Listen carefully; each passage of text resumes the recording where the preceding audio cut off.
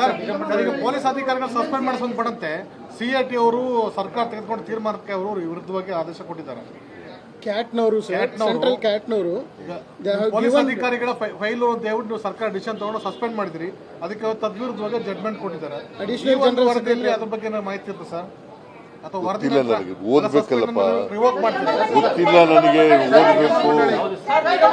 ಕೇಳ್ರಿ, ಸುಮ್ಮನೆ ಒಬ್ಬೊಬ್ರು ಅನ್ನೋದು ಮಾತಾಡಬೇಡಿ. I have gone through the reports.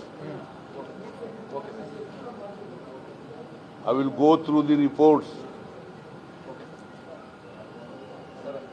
The cabinet meeting is called on 17th of this month. Sir ಇದು ಕ್ಲಿಯರ್ ಇದೆ. ನಿಗಮ ಮಂಡಳಿ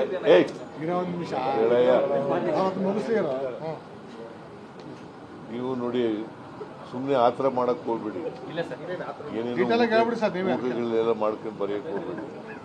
ಕ್ಯಾಬಿನೆಟ್ ಅವರು 2 ವಾಲ್ಯೂಮ್ನಲ್ಲಿ ಕೊಟ್ಟಿದ್ದಾರೆ. 2 ವಾಲ್ಯೂಮ್ನಲ್ಲಿ ಓದ್ಬೇಕಲ್ವಾ?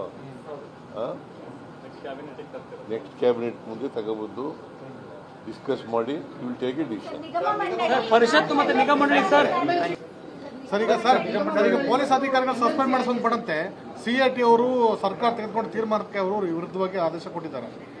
ಕ್ಯಾಟ್ನವರು ಸೆಂಟ್ರಲ್ ಕ್ಯಾಟ್ನವರು ಪೊಲೀಸ್ ಅಧಿಕಾರಿಗಳ ಫೈಲ್ ಅಂತ ಹೇಳ್ಬಿಟ್ಟು ನೀವು ಸರ್ಕಾರ ಡಿಸಿಷನ್ ತಗೊಂಡು ಸಸ್ಪೆಂಡ್ ಮಾಡಿದ್ರಿ, ಅದಕ್ಕೆ ತದ್ವಿರುದ್ಧವಾಗಿ ಜಡ್ಮೆಂಟ್ ಕೊಟ್ಟಿದ್ದಾರೆ. ಅಡಿಷನಲ್ ವರದಿಯಲ್ಲಿ ಅದ್ರ ಬಗ್ಗೆ ಮಾಹಿತಿ ಇರುತ್ತೆ ಸರ್ ಅಥವಾ ವರದಿ ನನಗೆ ಓದ್ಬೇಕಲ್ಲಪ್ಪ, ಗೊತ್ತಿಲ್ಲ ನನಗೆ, ಓದ್ಬೇಕು.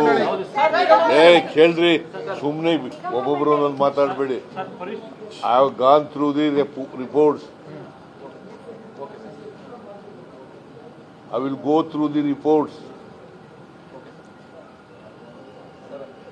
The cabinet meeting is called on 17th of this month. Sir ಇದು ಕ್ಲಿಯರ್ ಇದೆ. ನಿಗಮ ಮಂಡಳಿ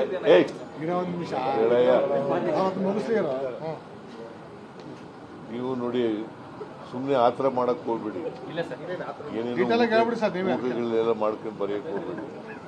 ಕ್ಯಾಬಿನೆಟ್ ಅವರು 2 ವಾಲ್ಯೂಮ್ನಲ್ಲಿ ಕೊಟ್ಟಿದ್ದಾರೆ. 2 ವಾಲ್ಯೂಮ್ನಲ್ಲಿ ಓದ್ಬೇಕಲ್ವಾ? ನೆಕ್ಸ್ಟ್ ಕ್ಯಾಬಿನೆಟ್ ಮುಂದೆ ತಗೊಬಂದು ಡಿಸ್ಕಸ್ ಮಾಡಿ ವಿಲ್ ಟೇಕ್ ಎ ಡಿಸಿಷನ್. ಪರಿಷತ್ತು ಮತ್ತು ನಿಗಮ ಮಂಡಳಿ